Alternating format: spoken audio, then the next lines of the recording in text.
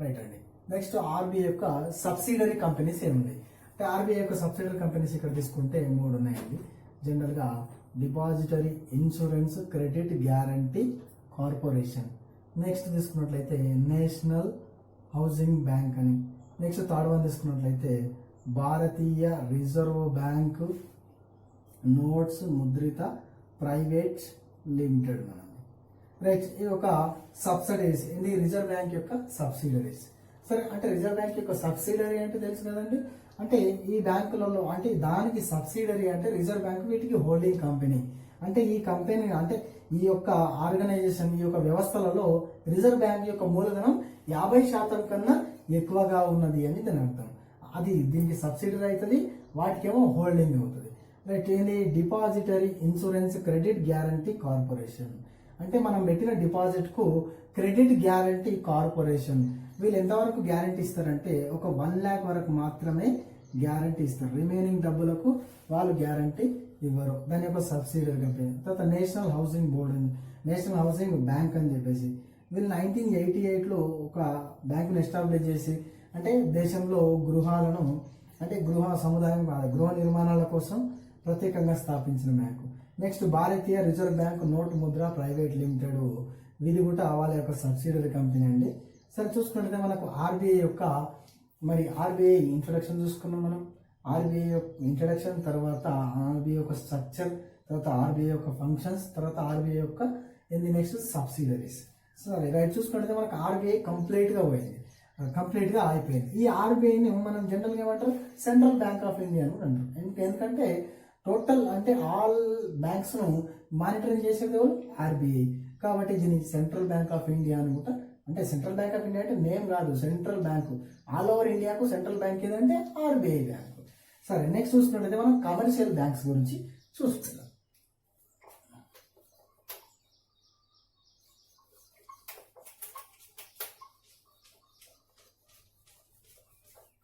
Right అండి. Next చూసుకున్నట్లయితే మనం కమర్షియల్ బ్యాంక్స్.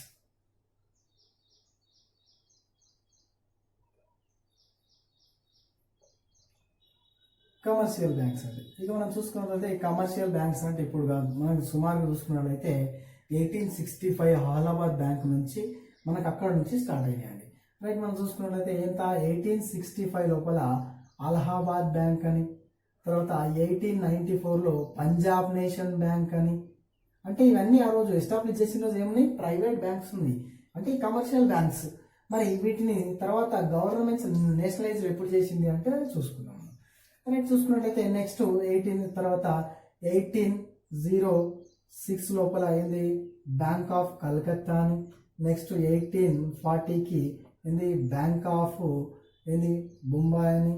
తర్వాత అప్పుడు బొంబాయి కదండి. రైట్, 1843కి ఏమో బ్యాంక్ ఆఫ్ తర్వాత బ్యాంక్ ఆఫ్ మద్రాస్ అని.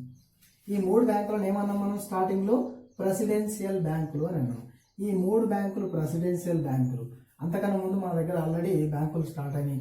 అలహాబాద్ బ్యాంకు 1770లోనే మన దగ్గర ఆల్రెడీ హిందుస్థాన్ బ్యాంక్ కూడా ఉంది, ఆల్రెడీ హిందుస్థాన్ బ్యాంక్ ఉన్నది. నెక్స్ట్ బ్యాంక్ ఆఫ్ కలకత్తాను, బ్యాంక్ ఆఫ్ బొంబాయిని, తర్వాత బ్యాంక్ ఆఫ్ మద్రాస్ను. ఈ 3 బ్యాంకులను కలిపి 1921 లోపల ఇంపీరియల్ బ్యాంకును ఏర్పాటు చేశారు. ఇంపీరియల్ బ్యాంకును ఏర్పాటు చేశారు. తర్వాత దీనికన్నా మొదలై 1911 లోపల ఏంది సెంట్రల్ బ్యాంక్ ఆఫ్ ఇండియా అని కూడా ఎస్టాబ్లిష్ అయింది. అంటే బ్యాంక్ నేమే సెంట్రల్ బ్యాంక్ ఆఫ్ ఇండియా. తర్వాత 1921 ఏం చేశారు, ఈ 3 ప్రెసిడెన్షియల్ బ్యాంక్స్ ఇవి ఎవరు ఎస్టాబ్లిష్ చేశారు, బ్రిటిష్ వాళ్ళు ఎస్టాబ్లిష్ చేశారు. ఈ బ్రిటిష్ వాళ్ళు ఎస్టాబ్లిష్ చేసిన 3 బ్యాంకులను ఏంది 3 బ్యాంకులను విలీనం చేసి 1921లో ఇంపీరియల్ బ్యాంకును ఏర్పాటు చేశారు. మన క్వశ్చన్ కూడా రావచ్చు, ప్రెసిడెన్షియల్ బ్యాంక్స్ దేనిలో మర్జ్ అయినాయి అంటే ఇంపీరియల్ బ్యాంకులో మర్జ్ అయినాయి. ఎప్పుడు 1921లో. రైట్, మరి ఆర్బీఐ ఏమో 1935లో ఏర్పడబడ్డది. మన ఆర్బీఐ కన్నా ముందు సెంట్రల్ బ్యాంక్ ఏది ఆల్ ఓవర్ ఇండియాకు అంటే అప్పుడు ఇంపీరియల్ బ్యాంకే సెంట్రల్ బ్యాంకుగా కొనసాగింది. రైట్, ఈ ఆర్బీఐ ఇది ఏంది నెక్స్ట్ ఇంపీరియల్ బ్యాంక్. ఈ ఇంపీరియల్ బ్యాంక్ నెక్స్ట్ 1955లో ఈ ఇంపీరియల్ బ్యాంకే 1955లో ఎస్బీఐ బ్యాంకుగా ఏర్పాటైంది. ఏంది ఇంపీరియల్ బ్యాంకే 1955లో ఎస్బీఐ బ్యాంక్ ఏర్పడింది. మరి దీనికి రికమెండ్ చేసిన కమిటీ ఏంటంటే ఏడి దారేవాలా కమిటీ. దారేవాలా కమిటీ. ఈ దారేవాలా కమిటీ ఇంపీరియల్ బ్యాంకును రికమెండ్ చేసి 1955లో ఎస్బీఐ బ్యాంకుగా ఏర్పాటు చేసింది. 1959లో దీని ఎస్బీఐ యొక్క అసోసియేట్ బ్యాంక్స్ అని చెప్పేసి 8ని ఏర్పాటు చేసుకున్నది. 1959లో ఎస్బీఐ బ్యాంక్ కాస్త ఏమైంది అంటే ఎస్బీఐ బ్యాంక్ కాస్త కింద అసోసియేట్ బ్యాంకులు 8 బ్యాంకులు. ఆ 8 బ్యాంకులలో భాగమే state bank of Hyderabad, state bank of Travancore, state bank of Bhiknoor, state bank of Jaipur, state bank of Maharashtra, state bank of Saurashtra, ఇట్లా 8 బ్యాంకులను అది అసోసియేట్ బ్యాంకులను చేసింది.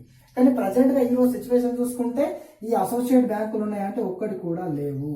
అసోసియేట్ బ్యాంకులు మొత్తం ఎస్బీఐలో మర్జ్ అయిపోయినాయి. ఇప్పుడు స్టేట్ బ్యాంక్ ఆఫ్ ఇండియా ఒకటే ఉంది. స్టేట్ బ్యాంక్ ఆఫ్ ఇండియా భారతదేశంలో పెద్ద బ్యాంక్ ఏదంటే స్టేట్ బ్యాంక్ ఆఫ్ ఇండియా. అంటే అట్లా ఎక్కువ చూసుకున్నట్లయితే స్టేట్ బ్యాంక్ ఆఫ్ ఇండియా ఈరోజు మన బ్యాంకులలో పెద్ద బ్యాంకు. సరే, 1955 కన్నా ముందు ఈ ఇంపీరియల్ బ్యాంకు, ఈ ప్రెసిడెన్షియల్ బ్యాంకు ఇవన్నీ కూడా ప్రైవేట్ బ్యాంకులుగానే కొనసాగినాయి. ఇక్కడ 1955 నుంచే నేషనలైజ్ అయింది. అంటే ఇది గవర్నమెంట్ హ్యాండ్ ఓవర్ చేసుకొని జాతీయం చేసి ఏడీ దారేవాలా కమిటీ దానికి రికమెండ్ చేసింది. ఇది స్టేట్ బ్యాంక్ ఆఫ్ ఇండియా అని పేరు పెట్టండి, దాన్ని తీసుకొని సెంట్రల్ బ్యాంకుగా మూవ్ చేయండి అని. రైట్, నెక్స్ట్ చూసుకున్నట్లయితే మనకు నెక్స్ట్ కమర్షియల్ బ్యాంక్స్ ఏంటంటే ఇవన్నీ ఉన్నాయి కదా, అలహాబాద్ బ్యాంక్ అని, తర్వాత పంజాబ్ నేషనల్ బ్యాంక్ అని, తర్వాత 1920 లోపల ఆంధ్ర బ్యాంక్ అని, తర్వాత నెక్స్ట్ ఇంకా చాలా బ్యాంక్స్ ఉన్నాయండి. సరే, నెక్స్ట్ వాళ్ళు ఏం చేశారంటే 1969 జూలై 19 రోజు ఏం చేశారు, 14 బ్యాంకులను నేషనలైజ్ చేసారు. 14 బ్యాంకులను నేషనలైజ్ చేశారు. మరి ఆ 14 బ్యాంకులు ఎట్లా అంటే ఇట్లనే అలహాబాద్ బ్యాంక్ ఒకటి, పంజాబ్ నేషనల్ బ్యాంక్ ఒకటి, central bank of India bank ఒకటి, ఇట్లా బ్యాంక్ ఆఫ్ ఓవర్సీస్ బ్యాంక్ అని, అంటే ఇట్లా 14 బ్యాంకులను ఆ రోజు ఏం చేశారు, నేషనలైజ్ చేశారు. ఎప్పుడు చేశారు, 1969 జూలై 19 రోజు 14 బ్యాంకులను నేషనలైజ్ చేశారు.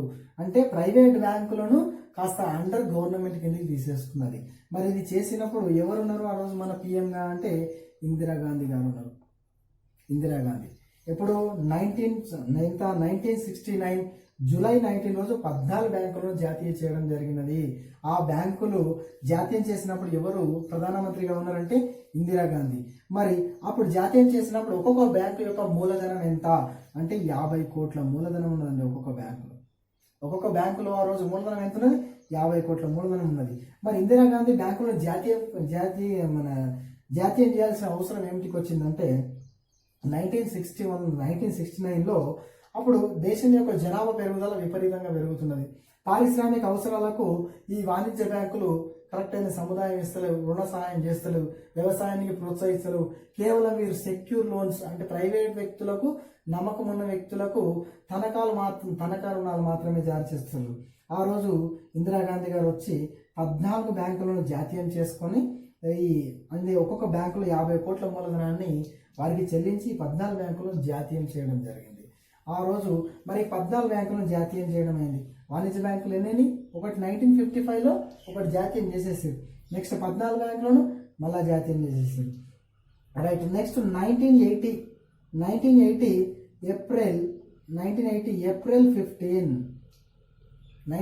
ఏప్రిల్ 15 రోజు మళ్ళా ఒక 6 బ్యాంకులను జాతీయం చేశారు. మళ్ళా 6 బ్యాంకులను నేషనలైజ్ చేసేసారు. మరి ఇప్పుడు ఈ 6 బ్యాంకులను కూడా ఎవరు చేశారంటే మళ్ళా సేమ్ ఇందిరాగాంధీ గారే చేశారు. అప్పుడు ప్రధానమంత్రిగా ఎవరు కొనసాగుతున్నారంటే మళ్ళా ఇందిరాగాంధీ గారు కొనసాగుతున్నారు. మరి ఈ 6 బ్యాంకులు ఏమేమి అంటే ఈ 6 బ్యాంకులే ఈ ఆంధ్ర బ్యాంక్ అని, తర్వాత కార్పొరేషన్ బ్యాంక్ అని, విజయ బ్యాంక్ అని, తర్వాత ఇంకా కొన్ని బ్యాంకులు 6 బ్యాంకులను కూడా జాతీయం చేశారు. మరి ఈ బ్యాంకులు జాతీయం చేసినప్పుడు మూలధనం ఎంత ఉన్నది అంటే ఒక్కొక్క బ్యాంకులో 200 కోట్ల రూపాయలు ఉన్నదండి. 1969లో 14 బ్యాంకులు జాతీయకరణ చేసినప్పుడు 50 కోట్ల మూలధనం కలిగి ఉన్నది ఒక్కొక్క బ్యాంకు. కానీ 1980 ఏప్రిల్ 15 రోజు జాతీయం చేసిన 6 బ్యాంకుల యొక్క మూలధనం ఎంత ఉన్నది, ఒక్కొక్క బ్యాంకు యొక్క మూలధనం 200 కోట్ల రూపాయల మూలధనం ఉన్నది. ఆ రోజు కూడా ఇందిరాగాంధీ గారే దీన్ని జాతీయం చేసేసారు. ఇప్పుడు కమర్షియల్ బ్యాంక్స్ కానీ ఎస్బీఐని జాతీయం చేశారు. ఎస్బీఐ ఒకటి, నెక్స్ట్ 14 1969లో చేసినాయి, తర్వాత 6 బ్యాంకులు తర్వాత 1980లో చేసినాయి, మొత్తం చూసుకున్నట్లయితే ఎంత మనకు 21 వస్తుందండి. ఈ 21 లోపల ఏం చేశారంటే ఈ ఆరు బ్యాంకులో -1 ఏం చేశారంటే న్యూ బ్యాంక్ ఆఫ్ ఇండియాను పంజాబ్ నేషన్ బ్యాంకులో విలీనం చేశారు.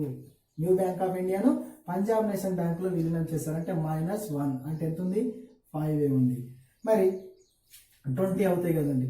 మరి ఆ 20 చూసుకున్నట్లయితే మరి దీంట్లో చూసినట్లయితే Punjab nation bank new bank of ఇండియాను పంజాబ్ నేషన్ బ్యాంకులో విలీనం చేయడం 20. మరి ఇప్పుడు టోటల్ బ్యాంక్స్ ఎన్ని ఉన్నాయండి, ఒకటి ఎస్బీఐ ఒక బ్యాంకు ప్లస్ 14 ఏమున్నాయండి అంటే 69లో చేసినాయి ప్లస్ ఆ రూట్లోకి వచ్చి ఒకటి నేషనలైజ్డ్ మన new bank of India Punjab nation బ్యాంకులో విలీనమైంది అంటే నేను 5 అని. ఇప్పుడు టోటల్ ఎన్ని ఉన్నాయండి, 20 ఉన్నాయి. ఈ 20లో మనం చూసుకుంటే ఇక్కడ ఒకటి, ఇక్కడ 14, 15 ప్లస్ 5 20. మరి ఇంకొకటి 21 బ్యాంక్ ఎక్కడున్నది అని చూసుకుంటే ఐడిబిఐ బ్యాంక్ అని ఉంటుందండి. IDBI bank industrial development bank of India అదొకటి ఉన్నది. టోటల్ ఇప్పుడు భారతదేశంలో మనకు నేషనలైజ్డ్ బ్యాంక్స్ అంటే ఇది టోటల్ కమర్షియల్ నేషనలైజ్డ్ బ్యాంక్స్ ఎన్ని ఉన్నాయంటే టోటల్ 21 ఉన్నాయి. ఈ 21 ఏంటంటే ఫస్ట్ ఎస్బీఐ, తర్వాత నెక్స్ట్ ప్లస్ 14 ఎప్పుడంటే 69లో చేసినవి. నెక్స్ట్ 6 కాదండి 5 1 మైనస్ అయింది కదా. నెక్స్ట్ ఇది ఎప్పుడు 80లో చేసింది.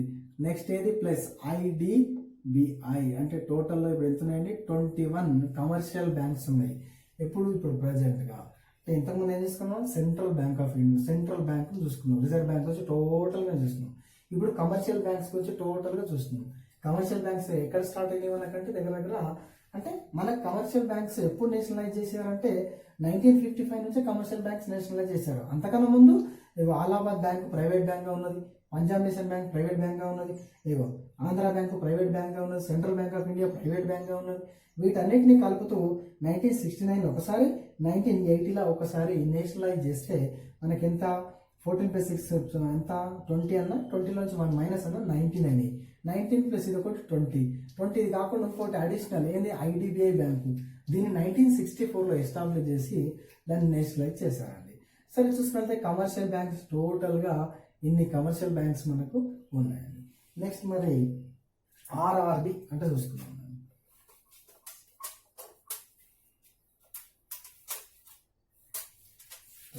ఈ నేషనలైజ్డ్ గురించి చాలా సందర్భాలలో మనకు క్వశ్చన్ వచ్చిందండి.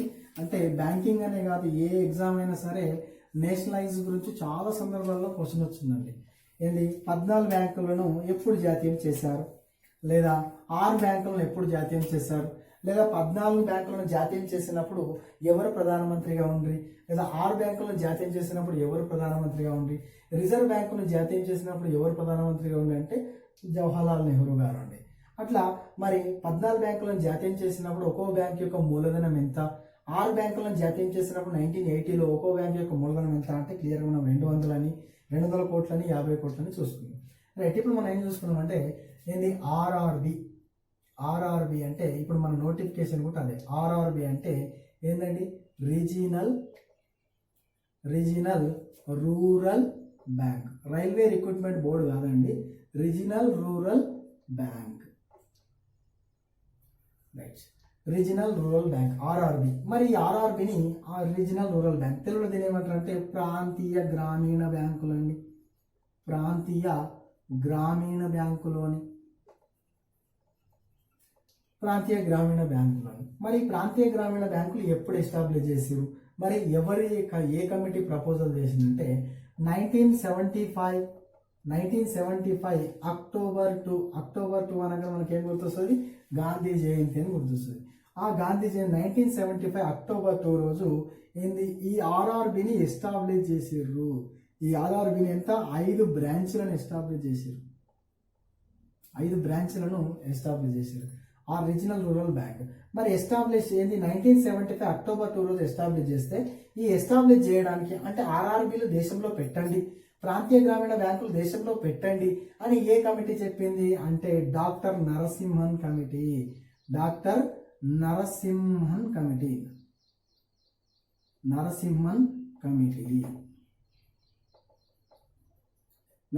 కమిటీ. ఎప్పుడు చెప్పిందంటే 1975 అక్టోబర్ 2 రోజు డాక్టర్ నరసింహన్ కమిటీ ఆర్ఆర్బీలను ఎస్టాబ్లిష్ చేయండి అని చెప్పేసి చెప్తే ఆ రోజు అక్టోబర్ 2 రోజు మరి ఇది ఎస్టాబ్లిష్ చేసిన రోజు కూడా మనకు ప్రధానమంత్రిగా ఎవరున్నారు? ఇందిరాగాంధీ గారే ఉన్నారు. ఇందిరాగాంధీ గారే ఉన్నారు. ఈ ఆర్ఆర్బీను 5 బ్రాంచ్లను ఎస్టాబ్లిష్ చేశారు. మరి ఈ ఆర్ఆర్ రీజనల్ రూరల్ బ్యాంకులని సరే రైట్. మరి డాక్టర్ నరసింహన్ ఎందుకు చెప్పిండొచ్చు ప్రాంతీయ గ్రామీణ బ్యాంకులు పెట్టండి? ఆల్రెడీ రిజర్వ్ బ్యాంక్ ఉంది. మళ్ళీ ఇది కాకుండా కమర్షియల్ బ్యాంక్స్ కూడా ఆల్రెడీ నేషనలైజ్ చేసినాం. అంటే వాణిజ్య బ్యాంకులు కూడా ఉన్నాయి.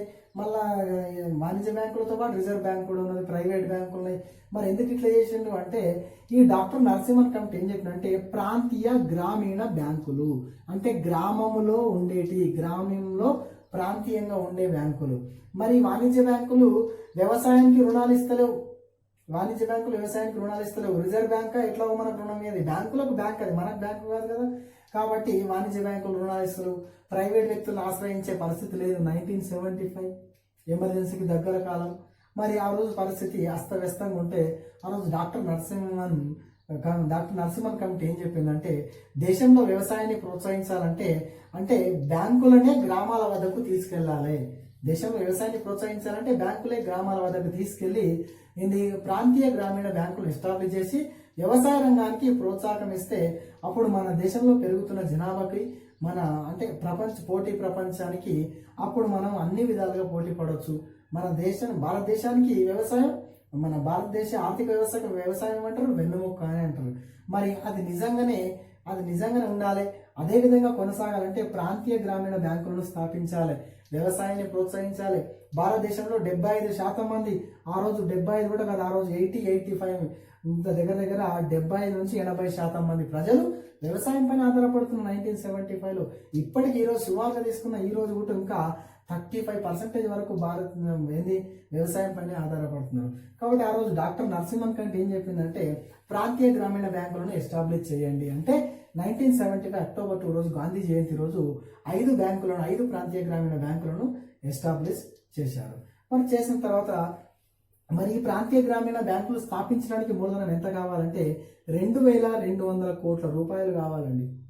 ఈ ప్రాంతీయ గ్రామీణ బ్యాంకులు స్థాపించడానికి మన మూలధనం ఎంత కావాలి? 2200 కోట్ల రూపాయలు కావాలి. మరి ఈ మూలధనం ఎవరెవరు భరించాలి అంటే చూసుకున్నట్లయితే మన రిజర్వ్ బ్యాంక్ ఆర్బీఐ, ఇక్కడ సెంట్రల్ గవర్నమెంట్ కేంద్ర ప్రభుత్వము 50%, తర్వాత రాష్ట్ర ప్రభుత్వము అంటే స్టేట్ గవర్నమెంట్ 15%, తర్వాత స్పాన్సర్డ్ బ్యాంక్ ఎస్బి అంటే 35%. అంటే దీనికి కావాల్సిన మూలధనము కేంద్ర ప్రభుత్వము 50% సమకూర్చాలి, రాష్ట్ర ప్రభుత్వం 15% సమకూర్చాలి, తర్వాత స్పాన్సర్డ్ బ్యాంక్ అంటే ప్రాతినిధ్య బ్యాంకు 35% సమకూర్చాలి.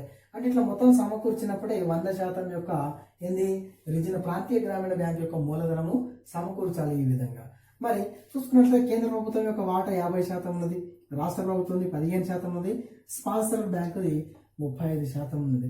ఇట్లా ఈ యొక్క మూలధనాల ప్రకారం చేయాలి. మరి ఈ ప్రాంతీయ గ్రామీణ బ్యాంకులకు ఒక బోర్డు ఉంటుందండి. ఈ ప్రాంతీయ గ్రామీణ బ్యాంకులకు ఒక బోర్డు ఉంటుంది. ఈ బోర్డులో 9 మంది మెంబర్స్ ఉంటారు. ఆ 9 మందిలో ఒక ఆయన చైర్మన్ ఉంటాడండి, చైర్మన్. ఇక చూసుకున్నట్లయితే మన తెలంగాణలో ఇప్పుడు ప్రాంతీయ గ్రామీణ బ్యాంకులు అంటే 2 ఉన్నాయండి. ఏపీజీవీబీ ఆంధ్రప్రదేశ్ గ్రామీణ వికాస్ బ్యాంక్, నెక్స్ట్ తెలంగాణ గ్రామీణ బ్యాంక్ అన్నమాట. ఆంధ్రప్రదేశ్ గ్రామీణ బ్యాంకు, తర్వాత తెలంగాణ గ్రామీణ బ్యాంక్ అని అంటే టీఎస్జీబీ అంటారు. ఇవి మన తెలంగాణలో ప్రాంతీయ గ్రామీణ బ్యాంకులు 2 కొనసాగుతున్నాయి. ఒకటి ఆంధ్రప్రదేశ్ గ్రామీణ వికాస్ బ్యాంక్ అని, నెక్స్ట్ తెలంగాణ గ్రామీణ వికాస్ బ్యాంక్ అని.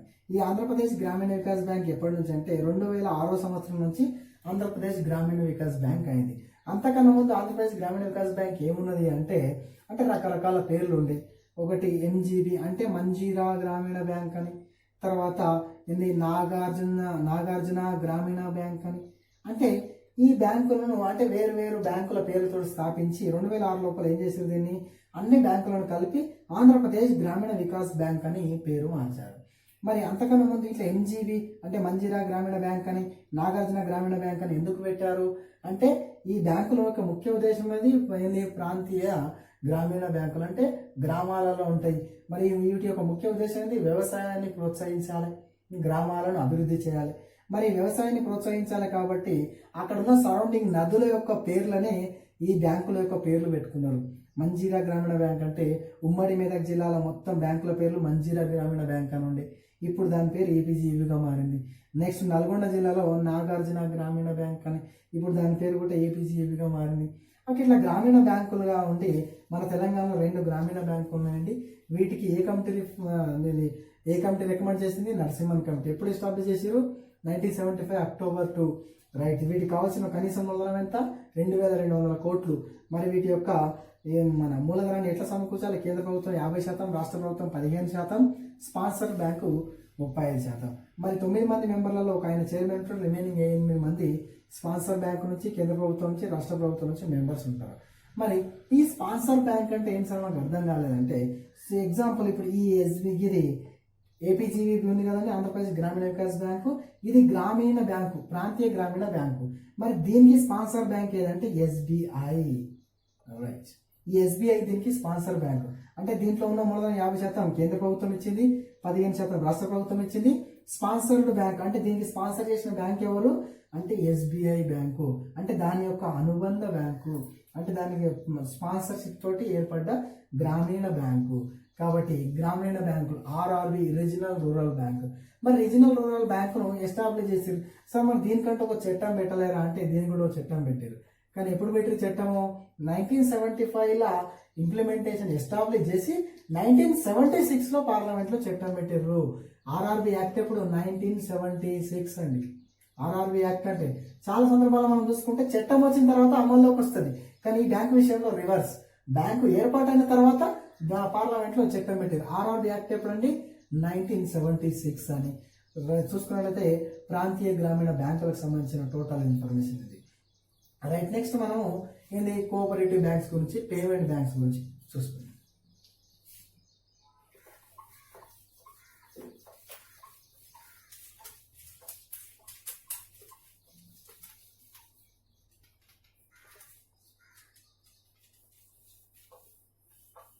రైట్. కోఆపరేటివ్ బ్యాంక్స్ కన్నా ముందు ఏం చేద్దామంటే మనం డెవలప్మెంట్ బ్యాంక్స్ గురించి చూసుకుందాం. డెవలప్మెంట్ బ్యాంక్స్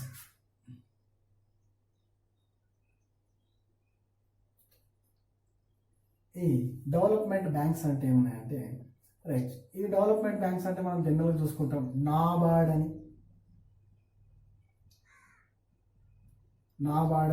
తర్వాత ఎగ్జిమ్ బ్యాంక్ అని, నాబార్డ్ అని, ఎగ్జిమ్ అని, తర్వాత ఐడిబిఐ అని, ఇట్లా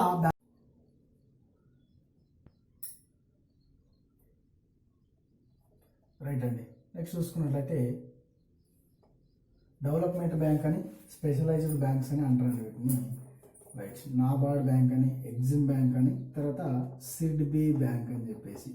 సరే, ఇక నాబార్డ్ అంటే మనకు తెలిసిందే, national banking and agriculture and rural development. సరే, ఈ నాబార్డ్ ఎప్పుడు ఎస్టాబ్లిష్ చేశారంటే జూలై 12, 1982లో.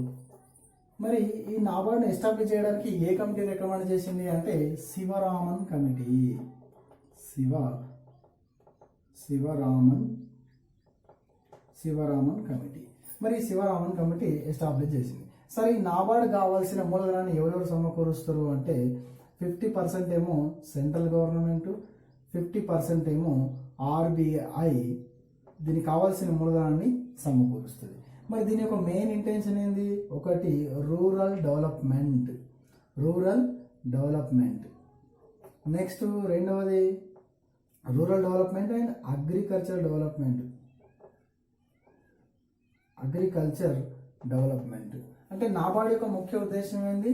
ఇది rural development and agriculture development. ఇది ఎప్పుడు ఎస్టాబ్లిష్ చేసి జూలై 12, 1982 రోజు. ఏ కమిటీ రికమెండ్ చేసింది? శివరామన్ కమిటీ. దీనికి కావాల్సిన మూలధనాన్ని ఎవరు సమకూరుస్తారు? కేంద్ర ప్రభుత్వం 50%, రిజర్వ్ బ్యాంకు 50%. మరి దీని యొక్క ముఖ్య ఉద్దేశం rural development and agriculture development. మరి ప్రస్తుత నాబార్డ్ చైర్మన్గా ఎవరు కొనసాగుతున్నారు? చైర్మన్ ఎవరు కొనసాగుతున్నారంటే గోవిందరాజు అన్నట్టు ఆయన ప్రస్తుత నాబార్డ్ యొక్క చైర్మన్గా కొనసాగుతున్నాడు. నాబార్డ్ రైట్.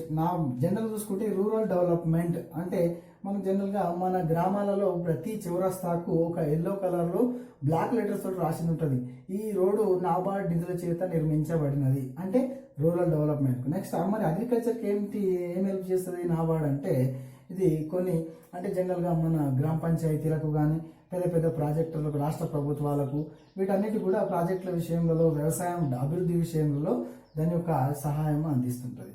మరి నాబార్డ్ అంటే మనకు బ్యాంకు కాదు, అంటే ఏంటిది, ఇది కొన్ని సంస్థలకు, ప్రభుత్వాలకు బ్యాంకు, ఇది మన సాధారణ వ్యక్తులకు బ్యాంకు కాదు. రైట్, నెక్స్ట్ చూసుకున్నట్లయితే ఎగ్జిమ్ బ్యాంక్ అని. ఎగ్జిమ్ బ్యాంక్ అని ఎప్పుడు ఎస్టాబ్లిష్ చేశారంటే 1982లో ఎస్టాబ్లిష్ చేశారు. సరే, మరి ఎగ్జిమ్ బ్యాంక్ ఏం పనిచేస్తుంది అంటే ఎక్స్పోర్ట్ ఇంపోర్ట్ బ్యాంక్ అని అంటారు.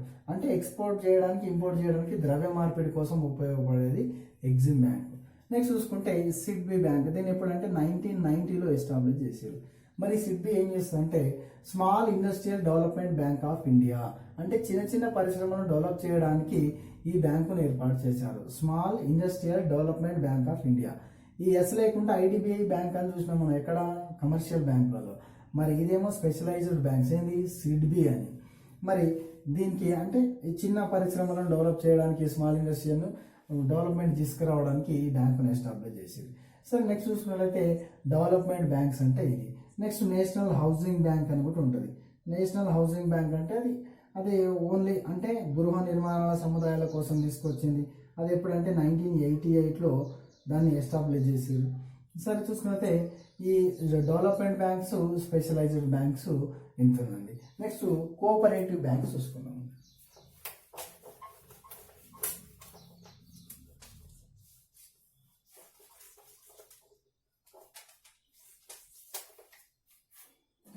Next cooperative banks.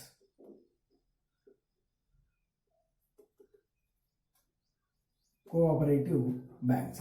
మరి కోఆపరేటివ్ బ్యాంక్స్ అంటే మనకు జనరల్గా మనం చూసుకుంటే ఈ కోఆపరేటివ్ బ్యాంక్స్ మూడు స్థాయిలలో నడుస్తూ ఉంటుందండి. ఒకటి విలేజ్ లెవెల్లో పిఎస్సిఎస్ అని, కొందరు పిఎస్సిబి అని. నెక్స్ట్ డిస్ట్రిక్ట్ లెవెల్లో డిసిసిబి అని. తర్వాత నెక్స్ట్ స్టేట్ లెవెల్లో అది ఎస్సిబి అని, అంటే primary agriculture credit society or bank అని. తర్వాత డిస్ట్రిక్ట్ కోఆపరేటివ్ బ్యాంక్ అని. నెక్స్ట్ స్టేట్ కోఆపరేటివ్ బ్యాంక్స్ అని చెప్పేసి. మరి ఈ కోఆపరేటివ్ యాక్ట్ ఎప్పుడంటే 1904లో దీని కోఆపరేటివ్ యాక్ట్ వచ్చింది. అసలు కోఆపరేటివ్ యొక్క మెయిన్ యొక్క వాళ్ళ ట్యాగ్ లైన్ ఏమది అంటే, కోఆపరేటివ్ మెయిన్ యొక్క ట్యాగ్ లైన్ ఏమది, 1 ఫర్ ఆల్, ఆల్ ఫర్ 1, అంటే ఒక్కరి కోసం అందరూ, అందరి కోసం ఒక్కరు అన్న ఉద్దేశంతో కోఆపరేటివ్ సొసైటీని స్టార్ట్ చేస్తారు. ఈ కోఆపరేటివ్ సొసైటీ స్టార్ట్ చేయాలంటే అట్లీస్ట్ 20 మెంబర్స్ ఉండాలి. అట్లీస్ట్ 20 మెంబర్స్ ఉంటే కోఆపరేటివ్ సొసైటీని మనం స్టార్ట్ చేసుకోవచ్చు. ఇట్లా మరి ఇదేమో విలేజ్ లెవెల్లో ఉంటుందండి, ఇదేమో డిస్ట్రిక్ట్ లెవెల్లో ఉంటుంది, ఇదేమో స్టేట్ లెవెల్లో ఉంటుంది కోఆపరేటివ్ బ్యాంక్స్. మరి చూసుకున్నట్లయితే ఈ కోఆపరేటివ్ అంటే ఇది కూడా జనరల్ చూసుకుంటే వ్యవసాయానికి, దాని అనుబంధ రంగాలకు ప్రోత్సహించడం, డెవలప్ చేయడం కోఆపరేటివ్ బ్యాంక్స్. అంటే అందరూ అంటే దీంట్లో సొసైటీలో మెంబర్స్ అందరూ వాళ్ళకు వాళ్ళు కొంత వాళ్ళ కాంట్రిబ్యూషన్గా వేసుకొని దాన్ని కోఆపరేటివ్, ఒక్కరి కోసం అందరూ, అందరి కోసం ఒక్కరు అన్న ఒక మెయిన్ కాన్సెప్ట్ తోటి కోఆపరేటివ్ బ్యాంక్స్ వచ్చిందండి. రైట్, నెక్స్ట్ చూసుకున్నట్లయితే మనము కోఆపరేటివ్ బ్యాంక్స్ అయిపోయింది. నెక్స్ట్ ప్రైవేట్ బ్యాంక్స్ తీసుకున్నాం. Private banks. ఇక ప్రైవేట్ బ్యాంక్స్ అనగానే మనకు ఐసిఐ అని, ఐసిఐ, తర్వాత హెచ్డిఎఫ్సి, తర్వాత యాక్సిస్ అని, ఇట్లా రకరకాల మస్తు బ్యాంక్స్ ఉన్నాయండి. ప్రైవేట్ బ్యాంక్, ఈనాడు బ్యాంక్ అని రకరకాల బ్యాంక్స్ ఉన్నాయి. ఇవన్నీ కూడా ఏంటి, ప్రైవేట్ బ్యాంకులు. అంటే అండర్ గవర్నమెంట్, అంటే రిజర్వ్ బ్యాంకే రికగ్నైజ్ చేస్తారు, రిజర్వ్ బ్యాంక్ గైడ్ లైన్స్ ప్రకారంగా నడుస్తాయి, కానీ ప్రైవేట్ సెక్టార్ సంబంధించినవి. ఈ ఐసిఐసి కానీ, హెచ్డిఎఫ్సి కానీ, యాక్సిస్ బ్యాంక్ కానీ. ఈ యాక్సిస్ బ్యాంకు ముందు 2006 కన్నా ముందు దీని పేరేం పేరంటే యూటీఐ బ్యాంక్ అని, అంటే యునైటెడ్ ట్రస్ట్ ఆఫ్ ఇండియా అని చెప్పేసి ఆ బ్యాంకు నేమ్, దాన్ని యాక్సిస్ బ్యాంక్ 2006లో పేరు మార్చారండి. ఇట్లా ఐసిఐసిఐ అని, తర్వాత హెచ్డిఎఫ్సి అని, యాక్సిస్ బ్యాంక్ అని, ఇవన్నీ ప్రైవేట్ బ్యాంకులు. ఇంకా కొన్ని పేమెంట్ బ్యాంకులు ఉంటాయి, ఎయిర్టెల్ మనీ బ్యాంక్ అని చెప్పేసి కొన్ని పేమెంట్ బ్యాంకులు ఉంటాయి. సరే, ఈ బ్యాంకింగ్ సంబంధించి ఇంకొకటి. రైట్, మరి బ్యాంక్ మనం చూసుకుంటున్నామండి. రైట్, బ్యాంకులో మనం ఏం చూస్తున్నాం, జనరల్గా ఏటీఎం అంటున్నారు, తర్వాత క్రెడిట్ కార్డు అని అంటున్నారు, తర్వాత నిఫ్ట్ అని అంటున్నారు, తర్వాత ఆర్టీజీఎస్ అని అంటున్నారు, తర్వాత ఐఎఫ్ఎస్సి అని అంటున్నారు, ఐఎఫ్ఎస్సి అంటారు. మరి ఇదంటే ఏమి? ఇక ఏటీఎం కార్డ్ అంటే తెలిసిందే మనకి, ఏటీఎం కార్డ్ అన్నా డెబిట్ కార్డ్ అన్నా ఒకటి. ఈ ఏటీఎం కార్డ్ డెబిట్, ఈ ఏటీఎం కార్డు చేసింది ఎవరు అంటే, ఏటీఎం కార్డు ఫస్ట్ తయారు చేసింది ఎవరు అంటే జాన్ సఫర్డ్ అని చెప్పేసి, ఇంగ్లాండ్ చెందిన ఆయన చేసింది. Next credit card. ఈ క్రెడిట్ కార్డ్ ఫస్ట్ ఎవరు ఇంట్రడ్యూస్ చేశారంటే ఆంధ్ర బ్యాంక్ వాళ్ళు ఇంట్రడ్యూస్ చేశారండి. ఆంధ్ర బ్యాంక్ వాళ్ళు ఈ క్రెడిట్ కార్డును ఇంట్రడ్యూస్ చేశారు. డెబిట్ కార్డ్ ఏటీఎం కార్డ్ అంటే ఓన్లీ మన అకౌంట్లో ఉన్న డబ్బులు మాత్రమే వస్తాయి. క్రెడిట్ కార్డ్ అంటే మన అకౌంట్లో లేకున్నా, అంటే మన యొక్క సెక్యూర్ పైన, పూచీకత్తు పైన మన అకౌంట్లో లేకున్నా కొంతవరకు లిమిట్ పెట్టి ఆ లిమిట్ డబ్బులు అకౌంట్లో లేకున్నా ఇస్తారండి. రైట్. నెక్స్ట్ నిఫ్టీ అంటారు. నిఫ్టీ అంటే ఏమన్నా అంటే, మనం జనరల్గా ఈ బ్యాంకింగ్లో బాగా వాడుతుంటారు. ఏమంటారు అంటే నిఫ్టీ చేయాలి అంటే, నిఫ్టీ అంటే ఏంది అంటే డబ్బులు ట్రాన్స్ఫర్. కానీ ఎట్లా ట్రాన్స్ఫర్ అంటే దాని నేషనల్ ఎలక్ట్రానిక్ ఫండ్ ట్రాన్స్ఫర్, అంటే నేషనల్ ఎలక్ట్రానిక్ ఫండ్ ట్రాన్స్ఫర్ని నిఫ్టీ అని అంటారు. మరి నెక్స్ట్ ఆర్టీజీఎస్ చేయాలని జనరల్గా అంటుంటారు. మరి నిఫ్టీ ఎట్లా చేయాలి, ఆర్టీజీఎస్ ఎట్లా చేయాలి? ఆర్టీజీఎస్ కూడా అదే ఉంటుంది. రియల్ టైమ్ గ్రాస్ సెటిల్మెంట్ అంటున్నారు. ఇది కంప్యూటర్లో అంటే ఇంటర్నెట్లో చేస్తాం, ఇది ఇంటర్నెట్లోనే చేస్తాం. మరి ఎట్లా అంటే ఈ నెట్కు అంటే ఈ నిఫ్టీకి కొంత సమయం తీసుకుంటుందండి. అంటే నిఫ్టీ చేసినాక ఓవర్ 2 hours వరకు, అంటే మనం ట్రాన్స్ఫర్ చేసిన వాళ్ళకి డబ్బులు నేషనల్ ఎలక్ట్రానిక్ ఫండ్ ట్రాన్స్ఫర్ అయినప్పటికీ ఒక 2 hours టైం డ్యూరేషన్ తీసుకుంటుంది మ్యాక్సిమం, అంతకన్నా ఎక్కువ తీసుకోదు. మరి ఏంది real time gross settlement, RTGS చేస్తే స్పాట్లో వెళ్ళిపోతుంది. మరి నిఫ్టీకి లిమిట్ ఉన్నదా అంటే ఎంతనన్నా పంపించవచ్చు. 1 రూపీ నుంచి ఇన్ఫినిటీ, అనంతం ఎంతనన్నా పంపించవచ్చు అండి, ఇన్ఫినిటీ. మరి ఇది ఆర్టీజీఎస్ చేయాలంటే అట్లీస్ట్ 2 lakhs ఉండాలండి, అట్లీస్ట్ 2 lakhs ఉండాలి. అప్పర్ లిమిట్ ఎంత ఉందండి? అన్లిమిటెడ్, అంటే ఇన్ఫినిటీ ఎంతనన్నా పంపించవచ్చు. నెక్స్ట్ ఐఎఫ్ఎస్సి కోడ్ అంటారు. ఐఎఫ్ఎస్సి కోడ్ అంటే ఇండియన్ ఫైనాన్షియల్ సిస్టమ్ కోడ్ అని అంటారు. మరి ఈ IFSC code, Indian financial system code అని, ఇట్లా మనకు బ్యాంకింగ్ సంబంధించిన ఇంకా కొన్ని వస్తుంటాయి. సరే, మనం ఇప్పటిదాకా చూసుకున్నాం అసలు బ్యాంక్ అంటే బ్యాంక్ అసలు ఏం చేస్తుంది మరి. ఇప్పుడు అన్ని బ్యాంకుల గురించి తెలుసుకున్న తర్వాత అసలు బ్యాంక్ అంటే ఏం చేస్తుంది, బ్యాంక్ యొక్క పని ఏమది అంటే, మనం అప్పటి నుంచి ఇప్పటి వరకు చూసుకుంటే బ్యాంక్ యొక్క పని ఏమది? డిపాజిట్లను స్వీకరించడం. రైట్. ఈ బ్యాంక్ పని ఏంటంటే డిపాజిట్లను స్వీకరించడం, తర్వాత లోన్స్ రుణాలను అడ్వాన్స్లను జారీ చేయడం. అంటే డిపాజిట్లనేమో స్వీకరిస్తుంది, మరి రుణాలను అడ్వాన్స్లనేమో ఇస్తుంటుంది. డిపాజిట్లను ఏ విధంగా స్వీకరిస్తుంది అంటే, డిపాజిట్లు మళ్ళీ 2 బ్యాంక్ చేసే ముఖ్యమైన 2 కార్యక్రమాలు. ఒకటి డిపాజిట్లను స్వీకరించడం, తర్వాత లోన్లు అడ్వాన్స్లను ఇవ్వడం. మరి డిపాజిట్లు ఏ విధంగా స్వీకరిస్తుంది అంటే, ఒకటి ఫిక్స్డ్ డిపాజిట్లని, ఇంకొకటి రికరింగ్ డిపాజిట్లని 2 రకాలుగా స్వీకరిస్తుంది. మరి ఫిక్స్డ్ డిపాజిట్ అంటే ఒక నిర్ణీతమైన సొమ్ము నిర్ణీతమైన కాలానికి వాళ్ళ దగ్గరనే ఫిక్స్గా, అంటే ఒప్పుకున్న తేదీ వరకు మనం నిర్ణయించుకొని అక్కడ పెట్టినట్లయితే దాన్ని ఫిక్స్డ్ డిపాజిట్ అని అంటారు. ఈ ఫిక్స్డ్ డిపాజిట్ ఎన్ని రోజులు పెట్టుకోవచ్చు అంటే, అట్లీస్ట్ 7 days పెట్టుకోవచ్చు, అంటే ఎక్కువ అంటే 10 years పెట్టుకోవచ్చు అండి. 10 years ఫిక్స్డ్ డిపాజిట్ అంటే మనం అమౌంట్ తీసుకుపోయి ఫిక్స్ అక్కడ పెట్టి మళ్ళీ ఆ డ్యూరేషన్, ఆ టైం పీరియడ్ వరకు మనం ఆ డబ్బులు తీవ్వడానికి వీల్లేదు. మరి మనం డబ్బులు పెట్టుకున్నప్పుడు వాళ్ళు ఏం చేస్తారు, మనకు ఒకటి ప్రొవైడ్ చేస్తారు, అంటే ఒక బాండ్ లాంటిది మన డబ్బులకు షూరిటీగా ఒకటి రాసిస్తారండి. And next recurring deposit. అసలు రికరింగ్ డిపాజిట్ అంటే ఏంటంటే, ప్రతి నెల వాయిదా మొత్తంలో జమ చేయడం. మనం ఎప్పుడైనా చూసుకుంటాం, ఇప్పుడు ఈఎంఐలు మనం చాలా చూసుకుంటాం. అంటే మనం ఏదైనా ఒక వెహికల్ పర్చేజ్ చేసి దానికి ఎవ్రీ మంత్ ఇంత దాని యొక్క పేమెంట్, ఈఎంఐ ఎవ్రీ మంత్ ఇన్స్టాల్మెంట్లలో పే చేస్తుంటాం ఆ యొక్క వెహికల్ యొక్క టోటల్ కాస్ట్ అంతా. కానీ రికరింగ్ డిపాజిట్ అంటే అట్లా కదా, అంటే జమ చేయడం. అంటే మనం జమ చేస్తున్నాం, సేవింగ్స్ చేస్తున్నాం, కానీ ఎవ్రీ మంత్ ఇంత జమ చేస్తున్నాం. దాన్ని రికరింగ్ డిపాజిట్ అని అంటారు. ఈ రికరింగ్ డిపాజిట్ ఎట్లుంటే మినిమం 6 months తీసుకోవచ్చు, లేదా లాంగ్ అంటే అయ్యే మ్యాక్సిమం ఎంత ఉన్నది 10 years వరకు కూడా రికరింగ్ డిపాజిట్స్ చేసుకోవచ్చు. అంటే ఈ డిపాజిట్స్ ఎట్లా, ఫిక్స్డ్ డిపాజిట్స్, రికరింగ్ డిపాజిట్స్ ఉంటాయి. Next loans and advance. ఇక లోన్స్ అంటే మనకు చాలా ఉంటాయండి, బిజినెస్ లోను, పర్సనల్ లోను, క్రాప్ లోన్స్, రకరకాలు ఉంటాయి. ఈ అడ్వాన్సెస్, మరి అడ్వాన్సెస్ అంటే ఏం సార్, ఎప్పుడు కూడా బ్యాంక్స్ అడ్వాన్స్ చేయదు కదా. అంటే ఇప్పుడు ఇంతకుముందు చూస్తున్నాం క్రెడిట్ కార్డ్ అంటే మన అకౌంట్లో ఉన్న డబ్బుల కన్నా ఎక్కువ ఇస్తుంది, అంటే అది అడ్వాన్స్ అవుతుంది కదా. కాబట్టి అడ్వాన్స్లను స్వీకరించడం. సరే ఇట్లా బ్యాంక్ సంబంధించిన టోటల్ ఇన్ఫర్మేషన్, ఇక బ్యాంక్లో ఒకటి ఏముంటాయండి, సేవింగ్ అకౌంట్ అని చెప్పేసి, నెక్స్ట్ కరెంట్ అకౌంట్ అని చెప్పేసి. ఈ కరెంట్ అకౌంట్ ఉన్న వాళ్ళకు ఓవర్ డ్రాఫ్ట్ ఫెసిలిటీ, అంటే అకౌంట్లో డబ్బులు లేకున్నా వాళ్ళకు ఎక్కువ మొత్తం డబ్బులు ఇస్తారు. మరి సేవింగ్ అకౌంట్ ఉన్న వాళ్ళకి అకౌంట్లో ఎంతవరకు ఉన్నాయో అంతవరకు మాత్రమే ఇస్తుంటారు. ఇట్లా బ్యాంకింగ్ సంబంధించిన టోటల్ ఇన్ఫర్మేషన్ మ్యాక్సిమం నేను అయినంత వరకు మీకు ఇచ్చానండి. సరే వీటితో పాటు కొన్ని కరెంట్ అఫైర్స్, ఇంకా కొన్ని అవసరం ఉన్న ఇంకేమన్నా ఎక్స్ట్రా ఇన్ఫర్మేషన్ కూడా మీరు తీసుకోవచ్చు. మ్యాక్సిమం ఉపయోగపడుతుంది అని అనుకుంటున్నా. రైట్, ఇంకేమైనా డౌట్స్ ఉన్నట్లయితే మీరు కామెంట్ బాక్స్లో అడగవచ్చు. రైట్, జై హింద్.